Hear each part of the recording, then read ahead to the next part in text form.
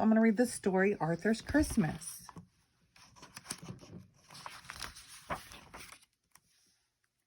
Arthur and D.W. had been in the drugstore a long time. "For heaven's sake," D.W. said, "this store is full of presents. Pick one and let's go." "It has to be just right," said Arthur. "I want Santa to like it." "Well, hurry up," said D.W. "I want to get home and see if Grandma's there and how many presents she brought me." At home, D.W. added 10 more things she wanted to her Christmas list and copied it over in red pencil. Arthur and D.W. cheered when they heard the car in the driveway. "Grandma, are there presents in there for me?" asked D.W. "Grandma, do you think Santa would like new mittens or gloves?" asked Arthur. "Whatever happened to hello, I'm glad to see you?" asked Grandma Thora. After dinner, everyone relaxed. "Look," said D.W., "I teached Killer a trick." "Taught," said Grandma. "You taught Killer a trick." But D.W. didn't hear. She had seen something on television to add to her list. "Arthur, what's the matter?" asked Grandma. "I haven't found the right gift for Santa," said Arthur. "Only 2 shopping days left," reminded D.W. The next day, Arthur, D.W., and their friends went shopping. Killer went too. Arthur searched the entire store and still couldn't find the perfect gift for Santa. "What's the big problem?" asked D.W. "I can see 100 things I want. Let's go tell Santa." "Santa, what would you like for Christmas?" asked Arthur. "Ho, ho, ho," laughed Santa. "You just leave the giving to me." D.W. had her picture taken patting Santa's tummy. Buster was next. "Santa, be careful coming down the chimney at our house. My parents always forget to put out the fire." "Ho, ho, ho," said Santa. "Don't worry, I'll use the front door." Then it was Francine's turn. "Have you been a good little girl?" asked Santa. "Oh, yes," smiled Francine. "I'm always good." "Always?" asked Santa.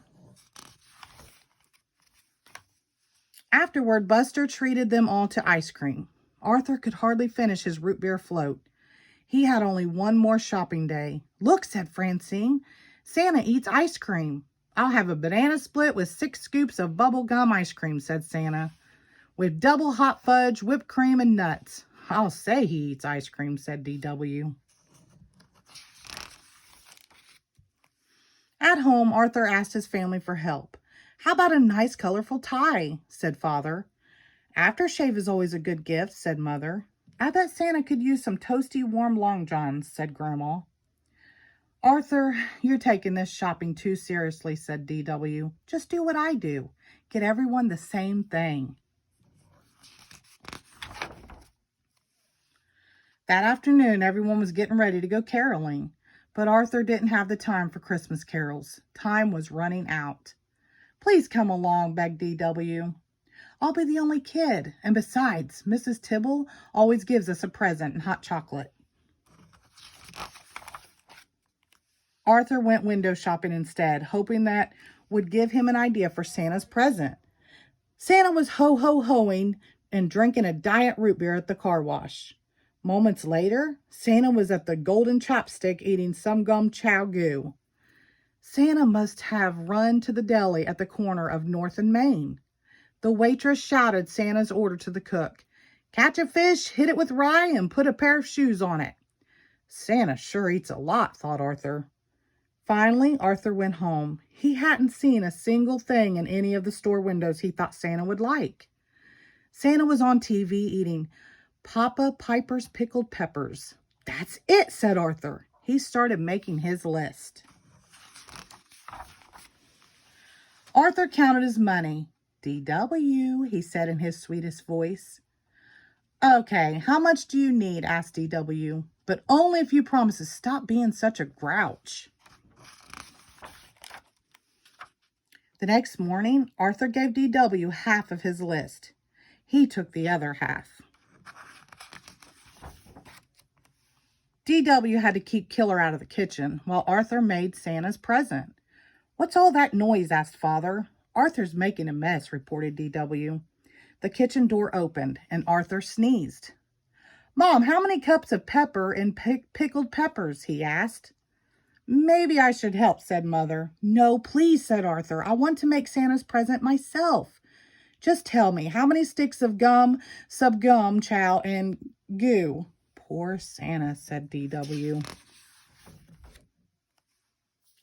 Hours later, Arthur whistled while he set the table for Santa. What's that? Asked Father. Pickled peppers, a hot fudge sundae on bubblegum ice cream, and subgum chow goo. I sort of combined Santa's favorite foods, Arthur explained. What's that big lumpy thing that's moving? Asked Grandma. A pizza to go, said Arthur, with everything on it. If you want Santa to come, you better go to bed, said Mother. If you want Santa to come, thought D.W., we'd better do something about that food. D.W. couldn't fall asleep. I have to do something, she thought. Poor Arthur worked so hard, but if Santa gets one whiff of Arthur's present, he'll never set foot in the dining room, much less eat any of it. Careful to miss the squeaky step, D.W. tiptoed downstairs in the dark. The next morning, Arthur was the first one up. Santa ate it all, he cried, and he left a note. Dear Arthur, you were so nice to take the time to find out my favorite foods and make them. Thank you. You also teached me about the Christmas spirit. Love, Santa. P.S. Aren't you lucky to have such a nice little sister? The end. Thank you.